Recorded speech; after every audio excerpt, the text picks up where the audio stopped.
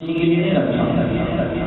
ہر چیز دیکھو، ہر جانور دیکھو، درندہ پرندہ سب کچھ آپ دیکھا اور اللہ فرماتا ہے ان سے فائدہ اٹھاؤ. کس طرح فائدہ اٹھائیں؟ یہ ہر چیز کا ایک الگ الگ اللہ فائدہ دیا. ہم سوچتے ہیں ارے سانپ گزندہ ہے، سانپ کیا ہے؟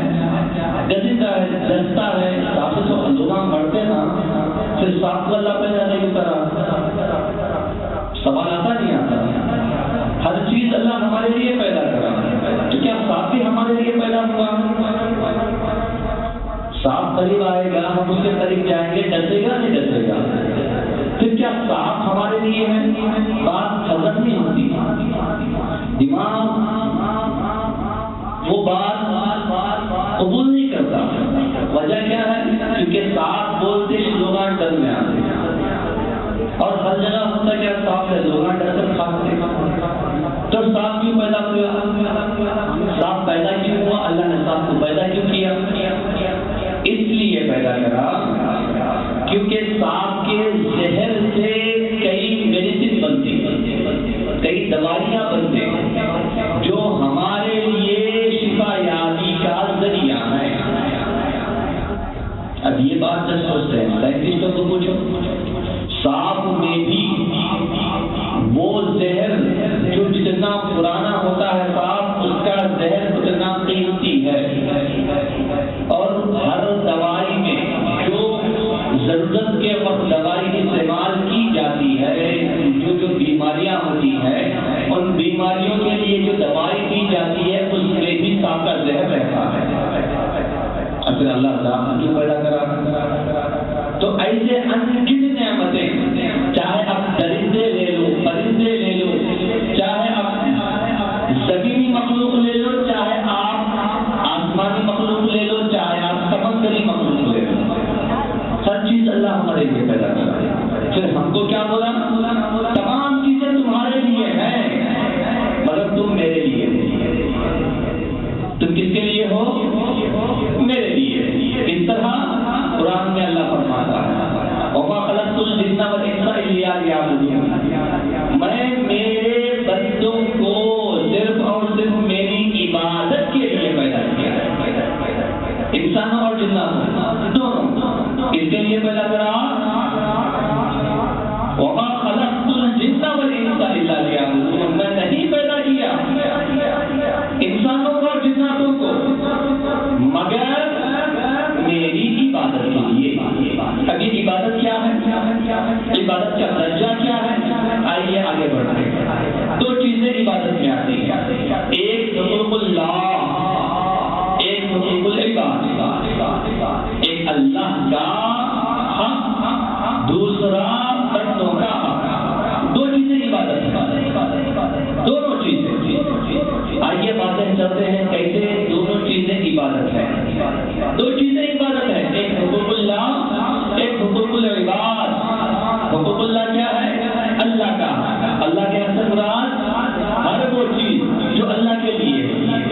مثال کے طور پر ہم نماز پڑھتے ہیں، روزہ رکھتے ہیں، حج کرتے ہیں، زکوٰۃ ادا کرتے ہیں. یہ تمام چیزیں کس کے لیے کرتے ہیں؟ اللہ کے لیے. دعا کس سے کرتے ہیں؟ اللہ سے. خدا کی بارگاہ میں گر گرانا خدا کے لیے. نماز میں ہاتھوں کا بڑھنا، رکوع کرنا، سجدے کرنا اللہ کے لیے. پریشان ہے، نماز کا وقت ہوا، دل بے چین ہے، پھر بھی کیا ہوتا؟ جو کامل ایمان والا ہوتا، جتنی بھی پریشانی میں کیوں نہ ہو، جتنی بھی تکلیف میں کیوں نہ ہو، جتنا بھی بزی کیوں نہ ہو، جیسے ہی نماز کا وقت ہو گیا آ جاتا ہے اور خدا کا حق ادا کرنا ہے. صحابہ اکرام ڈرتے تھے، جیسے ہی ادا ہوتی مولا علی رضی اللہ تعالیٰ عنہ خوف کھاتے اور کہتے کہ میں اندر سے ڈر رہا ہوں. کیوں؟ اس لیے کہ مجھے میرے پروردگار کی بارگاہ میں کھڑا ہونا، میرے پروردگار کی بارگاہ میں مجھے ٹھہرنا ہے. اور نماز ہے کیا؟ بڑی آسان چیز، بڑی آسان چیز. نماز خدا سے بات کرنے کا ایک ذریعہ ہے. بس نماز ہوتا کیا ہے؟ اللہ فرماتا ہے، حدیث کے اندر آیا ہے کہ نماز تم اس طرح پڑھو جس طرح تم مجھے دیکھ رہے۔ اب نماز میں اللہ کو کیسا دیکھنا؟ کیا مطلب نماز میں دیکھنا؟ پھر حدیث کے الفاظ آتے ہیں، اگر تم خدا کو نہیں دیکھ سکتے تو اس طرح سمجھو کہ خدا تم کو دیکھ رہا ہے۔ یہ تقوی والوں کی بات ہے جن کو خدا نماز میں دکھتا ہے، اور یہ ہم جیسے لوگوں کی بات ہے جو نماز میں یہ سمجھتے ہیں کہ خدا ہم کو دیکھ رہا ہے۔ غوث اعظم کے ایک بیٹے ہیں جن کا نام ہے عبدالغفار رحمۃ اللہ علیہ، وہ فرماتے ہیں کئی بار کیا ہوتا تھا، اکیلے نماز پڑھتے، جماعت کے ساتھ نماز نہیں پڑھاتے تھے ان کی مسجد میں اس زمانے میں۔ تو ہوتا کیا تھا، لوگوں نے کئی بار عبدالقادر جیلانی رحمۃ اللہ علیہ سے شکایت کی کہ آپ کے بیٹے نماز نہیں پڑھاتے۔ ہم نے کئی بار بولا نماز نہیں پڑھا رہے ہیں، وجہ کیا ہے؟ تو غوث اعظم بیٹے کو بلائے اور کہنے لگے بیٹا جاؤ نماز پڑھو۔ چلے گئے، عشاء کا وقت تھا، کھڑے ہو گئے نماز، اللہ اکبر، عشاء کی نماز۔ اب ہوا کیا؟ نماز چل رہی ہے، چل رہی ہے، چل رہی ہے، نماز چل رہی ہے، یہاں تک کہ پیچھے لوگ پریشان ہو گئے نماز میں ٹھہر کر۔ مجبوری ہے، نماز بھی نہیں توڑ سکتے، توڑے تو گناہ ملتا۔ نماز تابع امام کے ہاتھ باندھ لیے۔ اب ہوا کیا؟ یہاں تک کہ فجر ہو گئی، فجر کا وقت قریب آ گیا۔ عشاء کے وقت کا نماز اگر کوئی فتویٰ لگائے فجر تک کیسا پڑھاتے، تو عشاء کی جو وقت ہے عشاء کا فجر تک ہے، سب کو معلوم ہے۔ اب فجر کے وقت قریب آ گئے، فجر کا وقت جو قریب ہو گیا تو تب جا کر آپ سلام پھیرتے ہیں۔ کب سے؟ عشاء کے وقت۔ اب لوگ پھر شکایت لے کر گئے کہ آپ کے بیٹے نے اتنی لمبی نماز پڑھائی، ہم کو تکلیف ہوئی۔ پھر گئے، بلایا گیا بیٹے کو، بیٹا جاؤ نماز لمبی کیوں کریں، وجہ کیا ہے کرنے کی؟ تو عبدالرزاق رحمۃ اللہ علیہ کہنے لگے ابا جان میں اس لیے نماز نہیں پڑھاتا کیونکہ جب میں نماز پڑھتا ہوں جب تک میرا خدا مجھے نہیں دکھتا میں نماز نہیں ختم کرتا۔ اب میں جیسے ہی عشاء کی نماز میں کھڑا ہو گیا، پیچھے لوگ ہیں البتہ الگ بات ہے، مگر میں نماز میں کھڑنے کے بعد میں خدا کا دیدار کرنے کی کوشش کرتا رہا، یہاں تک کہ طلوع فجر سے پہلے خدا دکھا میری نماز مکمل دکھا۔ اس لیے نماز نہیں پڑھاتے۔ تو مطلب کیا ہے بولنے کا؟ اولیاء اللہ کا جو کردار ہوتا ہے، اولیاء اللہ کا جو معاملہ ہوتا ہے بڑا الگ ہوتا ہے۔ خواجہ غریب نواز رحمۃ اللہ علیہ کے پاس ایک شخص آیا، معاملہ سجدے کا ہوا، قبلے کا، ایک مسجد میں آپ گئے، جانے کے بعد لوگ کہنے لگے اس زمانے کے علماء ہیں قبلہ اس طرف ہے، اس طرف ہے، اس طرف ہے، کیونکہ اس زمانے میں آج کی جیسی ٹیکنالوجی نہیں تھی، آلہ نہیں تھا دیکھنے کے لیے، تو لوگ طرح طرح کی باتیں کر رہے ہیں، کوئی کہتا ادھر ہے، کوئی کہتا ادھر ہے۔ تو معین چشتی رحمۃ اللہ علیہ کہنے لگے نہیں ادھر ہے، برابر ہے۔ تو لوگ کہہ رہے تم کو کیسے معلوم، کیسا پتا؟ تو کہنے لگے میں جو کہتا ہوں وہ سچ ہے اور حق ہے، اسی طرف جو ہے امام کا مصلی بنایا جائے۔ اب ہوا کیا؟ لوگ کہنے لگے نہیں کوئی ادھر کوئی ادھر، ٹھیک ہے آپ میرے پیچھے نماز پڑھو۔ دیکھتے ہی غریب نواز محمد چشتی رحمۃ اللہ علیہ نماز پڑھاتے ہیں تو جیسے ہی اللہ اکبر کہہ کر نماز سے کھڑے ہو جاتے ہیں، کھڑے ہونا تھا، پیچھے جتنے مقتدی مصلی ان کے ساتھ جو ان کے ساتھ نماز پڑھنے والے ہیں وہ بھی اللہ اکبر تکبیر باندھ کر کھڑے ہونا تھا۔ جیسے ہی تکبیر تحریمہ باندھتے ہیں قبلہ یعنی کعبہ نظر آتا ہے۔ یہ شان ہے اولیاء اللہ۔ یہ کون ہے؟ یہ وہ ہیں جو اللہ کو دیکھتے ہیں، اور ہم کون ہیں؟ ہم وہ ہیں جو اللہ ہم کو دیکھتا ہے۔ تو نماز اس طرح پڑھو، پہلی بات کیا؟ نماز اس طرح پڑھو جس طرح تم خدا کو دیکھتے ہو۔ تو نماز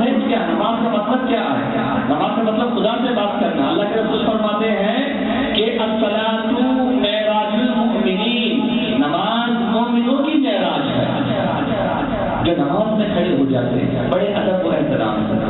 ہوتا کیا ہے، میں بار بار کہتا ہوں سر پر ٹوپی لگاؤ، سینے کے بٹن اگر کھلے ہوئے ہیں بند کرو، ہاتھ اگر آگے چڑھے ہوئے ہیں نیچے اتار لو. وجہ کیا ہے بولنے کی وجہ یہ ہے کہ خدا کی بارگاہ میں جب ہم کھڑتے ہیں، بڑے منسٹر کے پاس MLA کے پاس جب ہم جاتے ہیں، کپڑے کیسے رہتے ہیں؟ ایک دم فرسٹ کلاس، اس کے ساتھ ڈوٹی لگی ہوئی، ادب و احترام. آصف اگر کوئی چڑھا لیا ہے اتار لینا، منسٹر کے پاس ملنے جانا.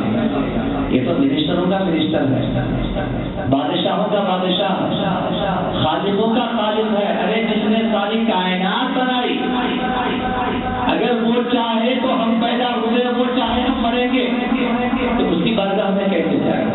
اس کی بارگاہ میں جب ہم کھڑے ہوتے ہیں نماز کے لیے تو کیسے کھڑے؟ اس سے بات کرنے کا معاملہ ہو تو کیسے بات کریں؟ اس طرح بات کریں کہ اس سے بات کرنے کا ایک ہی معاملہ نماز ہے. جب معراج سے اللہ کے رسول صلی اللہ علیہ وسلم تحفہ لے کر آئے، آ کر کہنے لگے کہ تمہارے لیے تحفہ ہے، تو صحابہ نے پوچھا یا رسول اللہ کیا تحفہ ہے؟ تو اللہ کے رسول فرماتے ہیں نماز تمہارے لیے تحفہ ہے. تو پورے صحابہ خوش ہو جاتے، پورے صحابہ، اور کہنے لگے ایک موقع ہمیں اللہ سے بات کرنے کا مل گیا، خدا سے بات کرنے کا موقع ہمیں ملا. کیسے؟ نماز سے کھڑے ہو جاتے ہیں، نماز اللہ اکبر، تکبیر باندھی، تکبیر تحریمہ. تحریمہ کیوں کہتے ہیں نماز کو تکبیر تحریمہ؟ وجہ کیا ہے بولنے کی؟ وجہ یہ ہے کہ جیسے ہم نیت باندھتے ہیں نماز اللہ اکبر جیسے کھڑے ہو جاتے ہیں تو تمام چیزیں ہم پر حرام ہو جاتی ہیں. ہر چیز، بات کرنا حرام، سلام کرنا حرام، سلام کا جواب دینا حرام، کھانا پینا، منڈی پلٹا کو دیکھنا، سب حرام. اسی لیے تکبیر تحریمہ. اب نماز پڑھ کر جیسے رکعت باندھتے کیا بولتے ہیں؟ رکعت، نماز باندھنے کے بعد، رکعت باندھنے کے بعد نماز کے اندر کیا بولتے ہیں؟ تھوڑا آواز سے سبحانک اللہم و بحمدک و تبارک اسمک و تعالی جدک و لا الہ غیرک. ثنا پڑھتے ہیں. ثنا مطلب اللہ کی تعریف، ثنا کا مطلب ہے تعریف، خدا کی تعریف. اے پروردگار تمام پاکیاں تیرے لیے ہیں، و بحمدک تمام تعریفیں تیرے لیے ہیں، و تبارک اسمک و تعالی جدک و لا الہ غیرک، تیرے علاوہ کوئی اور نہیں ہے. پڑھ لیتے ہیں. پڑھ لینے کے بعد کیا کرتے ہیں؟ ہر نماز میں، ہر رکعت میں سورہ فاتحہ پڑھنا واجب ہے. ہر رکعت، چاہے 2 رکعت والی ہو، چاہے 3 رکعت والی ہو، چاہے 4 رکعت والی ہو، چاہے فرض ہو، چاہے واجب ہو، چاہے سنت ہو، چاہے نفل ہو، ہر نماز میں ہر رکعت فاتحہ پڑھنا واجب. اب فاتحہ میں کیا پڑھتے ہیں؟ الحمدللہ رب العالمین. مطلب کیا؟ اب خدا سے یہاں سے بات شروع ہو رہی ہے. اب بڑے منسٹر کے پاس جب کوئی بھی ہمارا کام نکالنا ہو، دیکھو بڑے آسانی سے آپ کو سمجھا، بڑے منسٹر کے پاس کوئی بھی کام نکالنا ہو کیا کرتے ہیں؟ عرضی نامہ دیتے ہیں. اور اس میں کیا رہتا؟ شروع میں تعریف رہتی، ڈیئر منسٹر فلاں فلاں MLA فلاں فلاں، اس کے ساتھ نیچے تعریف کے ساتھ جو ہے یہ ایک اصول ہے. نیچے جو ہمارا کام ہے، ہمارا مقصد ہے، اس کو لکھا جاتا ہے. یہ اصول ہے. وہی اصول اللہ اس زمانے میں بنایا. نماز کے اندر سورہ فاتحہ پڑھنا واجب. اب فاتحہ میں کیا ہے؟ الحمدللہ رب العالمین، تعریف شروع ہو رہی ہے. خدا کی تعریف ہم خدا کی بارگاہ میں کھڑے ہو کر خدا سے کر رہے ہیں. اے پروردگار، تو تمام عالموں کا رب ہے، تمام پاکیاں، تمام حمد و ثنا تیرے لیے ہے، تمام تعریفیں تیرے لیے ہے. تو ہی تمام عالموں کا پروردگار ہے. الرحمن الرحیم، یہ بھی تعریف. رحمان ہے تو اور رحیم. رحمان سے مراد دنیا میں رحم و کرم کرنے والا، رحیم سے مراد آخرت میں معاملہ ہوگا، وہ خطرناک ماحول ہوگا، تب تو رحم و کرم پر کرنے والا. رحمان دنیا میں رحم کرنے والا، رحیم آخرت میں رحم و کرم کرنے والا. مالک یوم الدین، اب اس کے بعد پھر تعریف. تو اس دن کا مالک ہے. اس دن کا؟ حشر کے میدان کا، آخرت کا. تو تب اس کا تو مالک ہے. ایاک نعبد و ایاک نستعین. سب کو آتا ہے سورہ فاتحہ؟ بچہ ہو، بڑا ہو، بوڑھا ہو، سب جانتے ہیں، سب کو یاد ہے. یہاں سے تعریف چل رہی ہے، الحمدللہ رب العالمین تعریف ہو گئی، الرحمن الرحیم تعریف ہو گئی، مالک یوم الدین تعریف ہو گئی، یہاں تک تعریف ہو گئی۔ اب یہاں سے دعائی جملے ایاک نعبد و ایاک نستعین، دیکھیے کتنا پیارا لہجہ ہے۔ اب یہاں سے کیا کرتے ہیں لوگ؟ ایاک نعبد، اے پروردگار ہم تیری ہی عبادت کرتے ہیں، و ایاک نستعین، اور تجھ ہی سے مدد طلب کرتے ہیں۔ دو چیزیں ہوئی، یہاں سے آہستہ دعائی کلمات شروع، تعریف جو دعائی کلمات، اس کے بعد دیکھیے ایاک نعبد و ایاک نستعین اهدنا الصراط المستقیم، اے اللہ ہم کو سیدھے راستے پر چلا، صراط الذین انعمت علیہم، اے پروردگار ان کے راستے پر چلا جن کو تو نے انعام دیا ہے، غیر المغضوب علیہم ولا الضالین، ان کے راستے پر مت چلا جن پر تیرا غضب اترا ہے۔ پہلے تعریف، پھر اس کے بعد ہم تیری ہی عبادت کرتے ہیں، تجھی سے مدد مانگتے ہیں، تیرے علاوہ اور کوئی مدد کرنے والا نہیں ہے، تیرے علاوہ اور کوئی تعریف کے قابل نہیں ہے، مدد کے قابل نہیں ہے، تیرے علاوہ عبادت کے قابل نہیں ہے، تو ہی سب کچھ ہے۔ ایک آیت میں سب آ گیا، تیری ہی عبادت، تجھی سے مدد، اور وہاں سے ہماری دعا کیا ہے؟ سیدھے راستے پر چلا، ان کے راستے پر چلا جن کو تو نے انعام دیا۔ یعنی اس پوائنٹ میں آپ کو بتاتا ہوں، اللہ چاہتا، اللہ ہم سے سکھا رہا ہے کلمات، اگر اللہ چاہتا کہہ سکتا تھا اے پروردگار مسجد کے راستے پر چلا، مدرسے کے راستے پر چلا، ہو سکتا ہے قرآن کے راستے پر چلا، نہیں بولا۔ قرآن جو زندہ معجزہ ہے، قرآن جس کے اندر قیامت تک کا ہر علم ہے، قرآن جس کے اندر سب کچھ ملتا ہے، لیکن اللہ نے قرآن کا راستہ نہیں بولا، مسجد کا راستہ نہیں بولا۔ کیوں؟ اگر مسجد کا راستہ تو دوسرے مسجد سے پکڑ لیتے، قرآن تو بولا سب کے ہاتھ میں قرآن ہوتا، مدرسہ اگر بولتا تو مدرسے کا معاملہ الگ ہوتا۔ اللہ نے بڑی شان والا خدا ہم کو بنایا، یوں نہیں بنایا، ہر ادا خدا کی بغیر نصیحت کے نہیں ہے، ہر ادا پروردگار کی۔ کیا فرماتا پروردگار؟ ان کے راستے پر چلا جن کو تو نے انعام دیا۔ انعام دینے والوں میں کون ہے؟ وہی قرآن تفسیر فرماتا، وہی قرآن کے اندر تفسیر آئی ہے۔ کون؟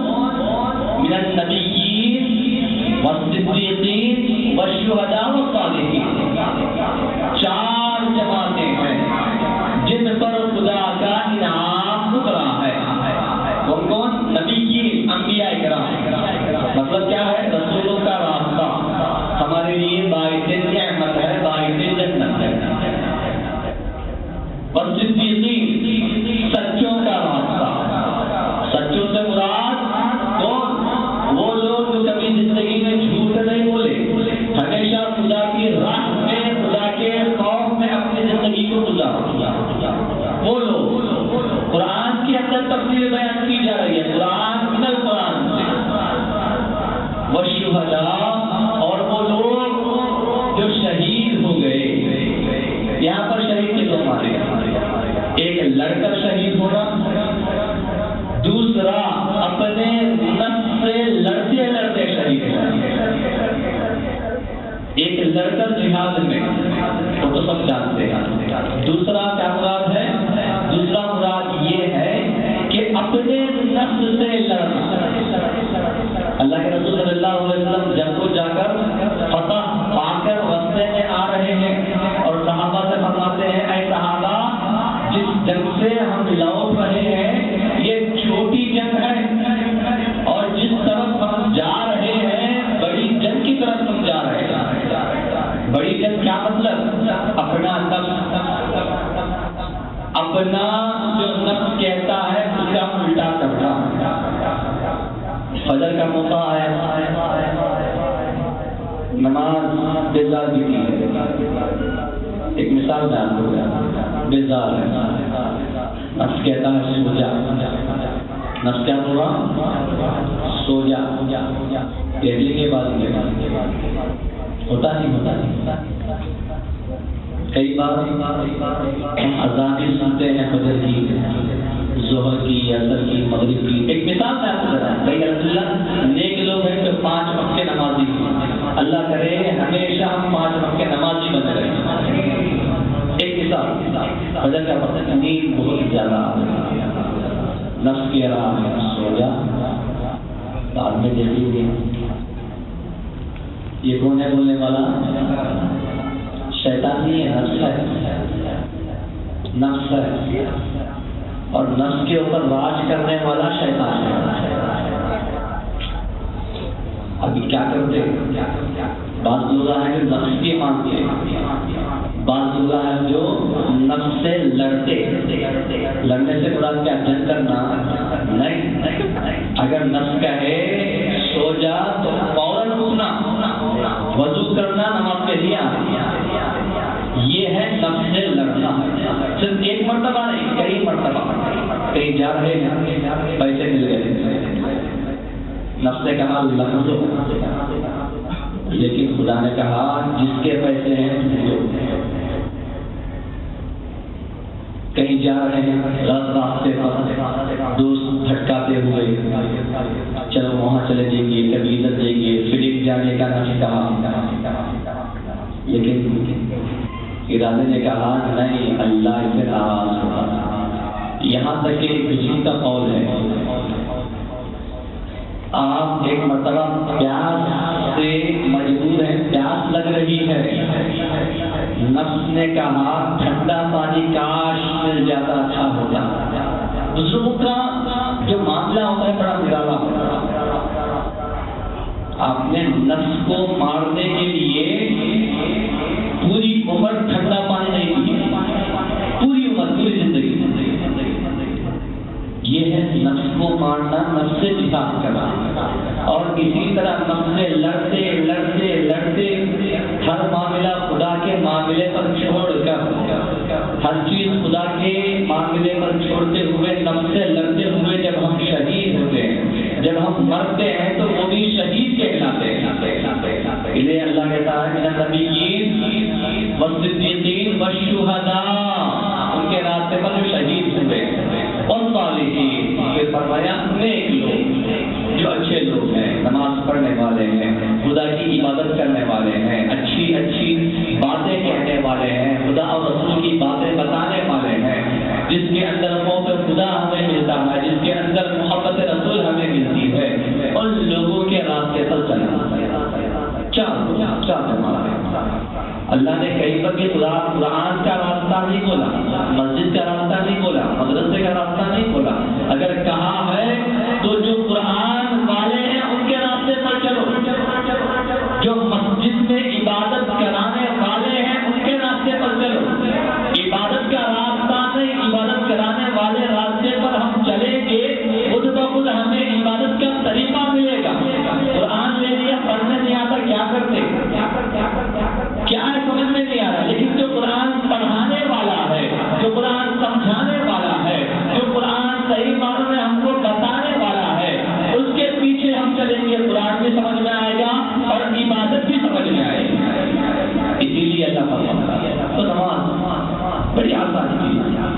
اب اس کے بعد ثانی سورہ رکوع کرتے ہیں. رکوع میں کیا کرتے ہیں؟ ایک رکوع سبحان ربی العظیم، پاک ہے وہ.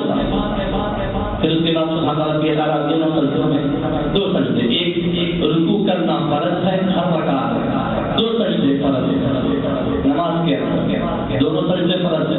کوئی ایک سجدہ کر لے گا نماز نہیں ہے. ہاں البتہ نماز کے اندر ثانی سورہ چھوٹ گیا یا بھول گیا، سجدے ضرور کر لے تو نماز ہو جائے گی. سجدے ضرور نہیں کرے گا نماز نہیں ہوگی. پھر اس کے بعد دوسری رکعت قاعدہ اولیٰ میں بیٹھتے ہیں. 2 رکعت کے بعد قاعدہ اولیٰ کے اندر کیا کرتے ہیں؟ التحیات پڑھتے ہیں. التحیات کے اندر کیا پڑھتے ہیں؟ وہی معاملہ، خدا کی تعریف. التحیات للہ والصلوات والطیبات، اے پروردگار تمام پاکیاں تیرے لیے، تمام نمازیں تیرے لیے. ہر چیز یہ کیا ہو رہا ہے؟ یہ خدا سے ہماری بات ہو رہی ہے. نماز کا مطلب ہی خدا سے بات کرنا ہے. اور جو نماز کو ہی نہ سمجھے، نماز سے بیزاری اگر آ جائے تو اس سے بڑا کوئی اور نہیں رہے گا. ارے اللہ اتنا اچھا موقع دے رہا ہے، دن میں 5 مرتبہ اللہ ہم کو بلا رہا ہے اور ہم سے بات کرنے کو بول رہا ہے. اب ہم خدا سے بات کرنے کو تیار نہیں ہے تو ہم سے بڑا بدبخت اور کون ہوگا، ہم سے بڑا اور بیوقوف کون ہوگا. ایک بڑا منسٹر بلا رہا ہے اور وہ کہتا ہے مجھ سے بات کرو. ہم ہیں کہ جانے کو تیار نہیں. یہ تو منسٹروں کا منسٹر ہم کو بلا رہا، بادشاہوں کا بادشاہ بلا رہا. قیامت میں کوئی اور چیز کام آنے والی نہیں ہے سوائے خدا کے. یاد رکھو، ایک بھی نیکی ہماری خدا کو پسند آ گئی، پورے گناہ اللہ ہمارے معاف کر دے گا. مگر ایک بھی خطا اگر خدا کو ناپسند آ گیا، پورے نیکیاں دے پائیں گے. اس بات کو ہمیں سمجھنا ہر معاملے میں. آئیے تھوڑا اور آگے بڑھ کر میں آپ کو بتاتا ہوں. 2 چیزیں میں نے کہا عبادت کے اندر، بولا نا کیا کیا بولا؟ 2 چیزیں عبادت میں بولا نا. اللہ نے بندوں کو کس لیے پیدا کیا؟ تھوڑا زور سے، کس لیے پیدا کیا؟ خدا کی عبادت کے لیے پیدا کیا. اب عبادت کے اندر 2 چیزیں ہیں، بولا نہیں بولا؟ کون سی ہیں؟ ایک حقوق اللہ، ایک حقوق العباد. حقوق اللہ سمجھا دیا، نماز روزہ جو اللہ کا حق ہے. اب آئیے حقوق العباد کی طرف مختصر کہہ کر میں باتیں ختم کرتا ہوں، پھر ذکر و اذکار بھی کرتا ہوں. حقوق العباد بندوں کا، ماں باپ کا، رشتہ داروں کا، دوست و احباب کا، بیوی بچوں کا، یہ تمام حقوق کیا ہے؟ حقوق العباد بندوں کا. مگر حقوق العباد میں سب سے پہلا حق کس کا ہے؟ سب سے پہلا وہ ہے ہمارے آقا کا، ہمارے رسول کا. ان سے محبت کرنا ہمارا سب سے پہلا حق ہے. قرآن کے اندر کس جگہ پر قرآن میں خدا نے اپنے رسول کی تعریف فرمائی ہے، اور حدیث کے اندر تو آیا ہے لا یؤمن احدکم حتی اکون احب الیہ من والدہ وولدہ والناس اجمعین. جب تک اس وقت تک مکمل آپ مومن ہو ہی نہیں سکتے جب تک کہ اپنے دوست و احباب سے زیادہ، دیکھو حق کی بات آ رہی ہے، دوست و احباب سے زیادہ، رشتہ دار سے زیادہ، ماں باپ سے زیادہ، اپنے مال و دولت سے زیادہ، اپنے بیوی بچوں سے زیادہ، یہاں تک کہ خود سے زیادہ جب تک رسول سے محبت نہیں کرتے تب تک آپ مومن ہو ہی نہیں سکتے. اب کس کا حق سب سے زیادہ ہے؟ کس کا حق سب سے زیادہ ہے؟ ذرا بولو تو کس کا؟ ہمارے رسول کا. اللہ نے ان کی وجہ سے ہر چیز ہمیں نوازی ہے، خدا نے ہر چیز ہمیں عطا کی ہے. میں نے ابھی بیان میں کہا تھا شب قدر کس کی وجہ سے ملی، رمضان کس کی وجہ سے ملا، نماز کس کی وجہ سے ملی، بہترین امت کے جو لقب ہے اللہ نے ہم کو دیا کس کی وجہ سے دیا، قرآن کس کی وجہ سے ملا، ہمارے رسول کی وجہ سے. ورنہ ہماری کوئی حیثیت ہی نہیں ہے، ہم اس قابل ہے ہی نہیں جو اللہ ہمیں سب کچھ دے. سب کچھ تو کیا کچھ بھی دے اس قابل نہیں ہے. اپنے گرادان میں چھا دیں. ہم کتنے بڑے گنہگار ہیں، کتنے بڑے ہم جو ہے فاسق و فاجر ہیں ہمارے اندر چھا کر دیتے. کتنے ہم صبح شام پر ظلم کرتے ہیں، کتنا جھوٹ بولتے ہیں، کتنے دھوکے دیتے ہیں، کتنی مرتبہ لوگوں کو ستاتے ہیں، رلاتے ہیں. ہمارے ماں باپ سے بیزار، بیوی بچے بیزار، دوست و احباب بیزار، رشتہ دار بیزار، سب بیزار. اس کے باوجود اللہ کہتا ہے تم بہتر ہو. سبحان اللہ. خدا کہتا ہے تم بہتر ہو. کیوں؟ اس لیے کہ تمہارے وجہ سے خدا تم کو بہتر نہیں کہتا، تمہارے رسول کی وجہ سے خدا تم کو بہتر کہتا. مگر کب بہتر ہوگے؟ 2 چیزیں، حقوق اللہ، حقوق العباد اگر مکمل ہے تو بہتر. یہ بھی شرط رکھا. اگر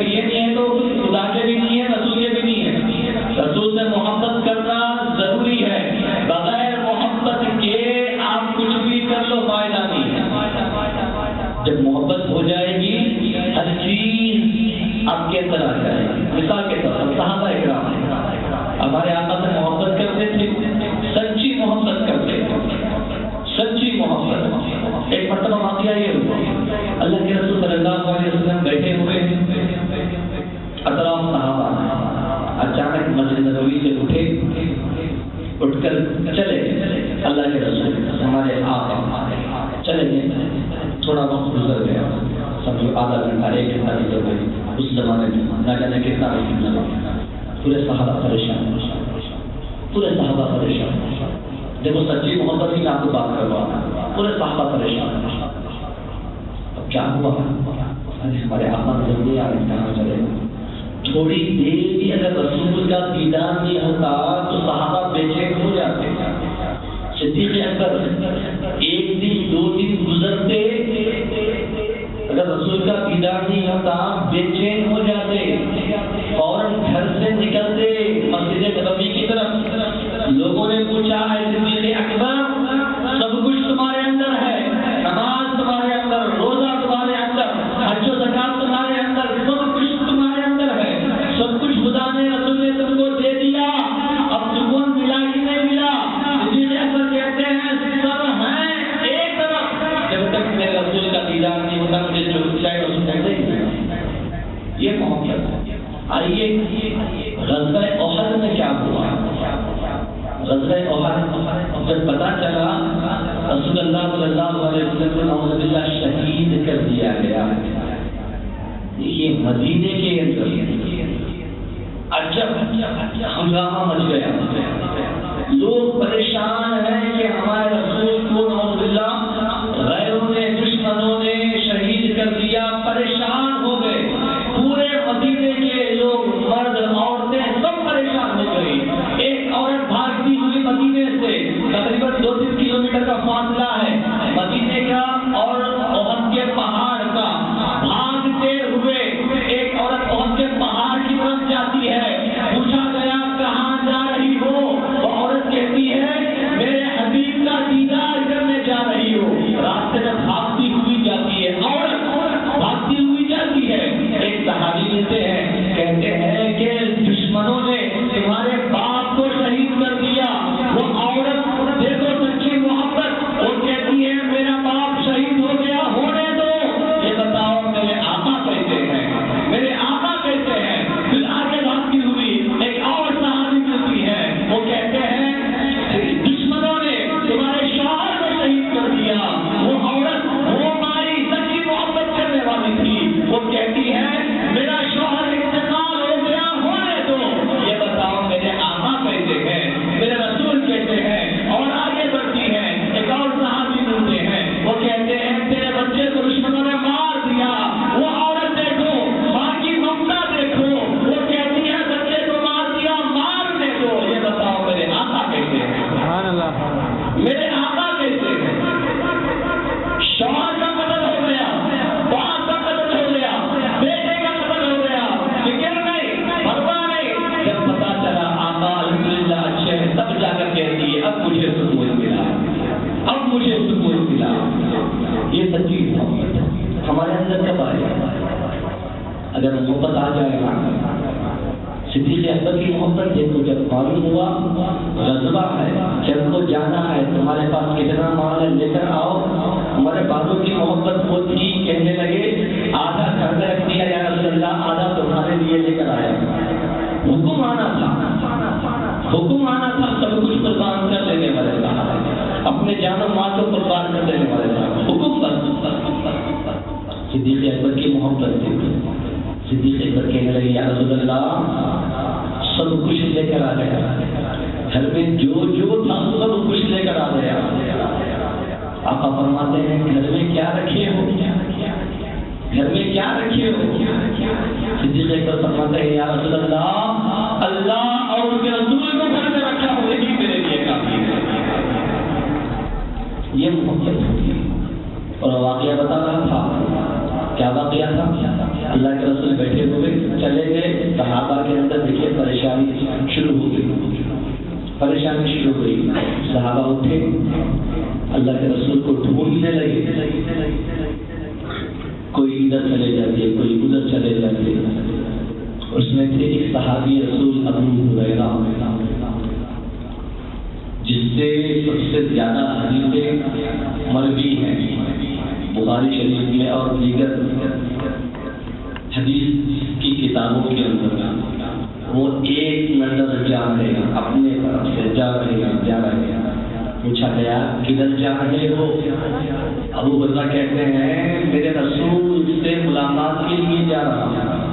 پوچھا گیا یہ راستے سے جا رہے ہیں، پتا کیسے کہ اس راستے سے رسول گئے ہیں؟ ابو ہریرہ کو پوچھا گیا تو ابو ہریرہ کہتے ہیں کہ اس راستے سے مجھے میرے رسول کی خوشبو آ رہی ہے۔ تفسیر تشریح کرنے والے، شرح کرنے والے صحابہ یا شروحات لکھنے والے علماء کرام فرماتے ہیں اللہ کے رسول کی جو خوشبو تھی، معمول سے خوشبو ہم لگاتے ہیں ادھر، جیسے ہی ہوا آتی خوشبو لے کر چلی جاتی، ایک خوشبو اسپرے مارے تھوڑی دیر کے لیے دیکھتی پھر ہوا کر چلی جاتی، ہوا اس خوشبو کو لے کر چلی جاتی ہے، مگر اللہ کے رسول کی وہ خوشبو شروحات لکھنے والے علماء کرام فرماتے ہیں، لکھتے ہیں اپنی کتابوں میں کہ وہ ایسی خوشبو تھی کہ جب ہوا آتی دیگر خوشبو ہو تو وہ ہوا اس خوشبو کو ڈھکل کر لے کر چلی جاتی، مگر یہ ایسی خوشبو تھی ہوا آتی تو وہ ہوا کو بھی یہ خوشبو اپنے اندر لے لیتی اور اس ہوا کو بھی خوشبودار بنا لیتی اور گئے جانے لگے ایک باغ نظر آیا، محبت رسول سے باغ نظر آیا، باغ کو دروازہ ہے، باغ مطلب بغیچہ، اطراف اس زمانے میں جو ہے دیواریں بنی ہوئی رہتی تھی، ایک دروازہ ہوتا تھا ہر باغ کے اندر جانے، بغیچے کے اندر جانے، اطراف گھوم رہے ابو ہریرہ رضی اللہ تعالیٰ عنہ، پتا ہے دروازہ کھلا لگا ہے لیکن دروازہ نہیں دکھا، بس خوشبو آتی گئی، گھومتے گئے، چکر لگاتے گئے یہاں تک کہ حدیث کے الفاظ میں چھوٹی سی نالی جہاں سے پانی نکلتا ہے اس نالی سے آپ اندر چلے گئے اور اتنی تکلیف سے گئے کہ آپ کے کپڑے پھٹ گئے۔ کیا ابو ہریرہ کو نہیں معلوم کہ دروازہ ہے؟ کیا ابو ہریرہ کو کسی نے بتایا نہیں کہ پتہ چلا دروازہ ہے؟ دروازہ رہنے کے باوجود انہوں نے اللہ کے رسول کی خوشبو کو محسوس کیا، جہاں جہاں سے اپنے آقا کی خوشبو آتی گئی وہاں جاتے رہے اور جاتے جاتے جیسے ہی پتہ چلا خوشبو محسوس ہوئی اس نالے سے اور وہ نالا پانی کا تھا، پاک پانی کا، جیسے ہی خوشبو وہاں سے آنے لگی تو اسی نالی میں اپنے آپ کو اندر ڈھکلنا شروع کر دیا، یہاں تک کہ کپڑے پھٹ گئے، اندر گئے۔ اسی طرح اللہ کے رسول کا دیدار کرنا، اندر جا کر دیکھیے تو کیا دیکھتے ہیں اللہ کے رسول بیٹھے ہوئے ہیں۔ اے ابو ہریرہ کیوں آئے؟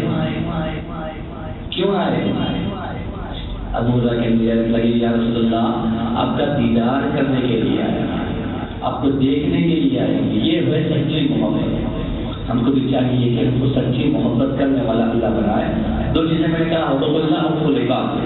حقوق العباد اپنے ماں باپ کا حق ضروری ہے، رشتہ داروں کا حق ضروری ہے، دوست و احباب کا حق ضروری ہے، اسی طرح اپنے بیوی بچوں کا حق بھی ضروری ہے۔ جب تک ہم ان کے حق ادا نہیں کریں گے سوال و کتاب حساب و کتاب قیامت میں ہوگا، پھنسیں گے ضرور۔ اور دو چیزیں، ایک نفس، ایک ہے یا اللہ کی راہ، دونوں چیزوں کے اندر اگر آپ کا نفس غالب آ گیا، ہمارا نفس غالب آ گیا علم کے اوپر یعنی خدا کے خوف کے اوپر، ہماری حالت کیا ہے معلوم؟ دریدوں سے بھی کھلی بات، ہمارا نفس اگر غالب آ گیا، مثال آپ کو دے رہا ہوں، جانور عقل نہیں رہتی، جانور ان کا کام کیا ہے؟ جو ملے وہ کھانا اور اپنی خواہش کو پورا کرنا، چونکہ ان کا نفس ہے اور فرشتے ہیں ان کے مقابل اپوزٹ، صرف عقل والے، خواہشات نہیں، نفس نے زندگی بھر جو اللہ نے حکم دیا وہ کرتے رہے. مثال کے طور پر اللہ نے کہا رکوع کرو، پوری لائف لانگ پوری زندگی رکوع کرنا. اللہ نے کہا سجدہ کرو، زندگی بھر سجدہ، قیامت تک. جانور کیا ہے؟ عقل نہیں ہے، نفس ہے، خواہشات ہیں. اب یہ دونوں چیزوں کو اللہ ہمارے اندر رکھا، عقل کو بھی رکھا اور نفس کو بھی رکھا. جب دونوں چیزوں کے اندر اللہ رکھ کر ہمارے اندر اللہ ہم کو پیدا کیا، تو ان دونوں چیزوں میں جو اوپر آتا ہے اللہ اس طرح سے اس کا معاملہ کرتا ہے. مثال کے طور پر یہ عقل ہے، یہ نفس ہے. نفس عقل نیچے ہو گئی، نفس غالب آ گیا. سمجھو ہم نے نفس کی بات کرنا سننا شروع کر دی، ہر معاملے میں خواہشات پورے کرنا شروع کر دیے، تو ہم جانوروں سے بھی بدتر ہیں، کیونکہ ہماری عقل کام نہیں آتی خواہشات کے ساتھ. عقل کے کہہ رہی ہو تو گناہ ہے، نفس کہتا ہے کر لیتے تھوڑی دیر کے واسطے کیا ہوتا، ہم نے بعد میں توبہ کر لی ہے، وہ توبہ کی توفیق کبھی ہوئی تو الحمدللہ، نہیں ہوئی تو اللہ کی پناہ. ہر معاملے میں چاہے جھوٹ ہو، چاہے دھوکہ دینا ہو، چاہے آپ کسی کو مارنا ہو، ستانا ہو، ظلم کرنا، جو بھی آپ کا معاملہ ہو، نفس اوپر آ گئی، علم یا عقل نیچے چلے گئی، ہم جانوروں سے بدتر. عقل اوپر آ گئی اور نفس نیچے چلے گئی. ہر معاملہ جب نفس کہنے لگا تو اس کا الٹا کرنے لگے. اللہ کے رسول فرماتے ہیں 2 قدم ہر مومن کے ہیں، ایک قدم اگر وہ نفس پر رکھے گا دوسرا قدم اس کا جنت میں ہوگا، دوسرا قدم جنت میں ہوگا. تو وہ عقل ہماری غالب آ گئی، اوپر آ گئی. ہر معاملے میں ہم عقل کو استعمال کرنے لگے، خوف خدا خوف رسول ہمارے اندر رکھنے لگے، عشق رسول ہمارے اندر ہے اور ہر معاملے میں خدا سے ڈر رہے ہیں، اپنے نفس کا الٹا کر رہے ہیں، نفس کی نہیں مانتے ہیں، تو ہم فرشتوں سے افضل ہیں. فرشتے ہمارے پیروں کے نیچے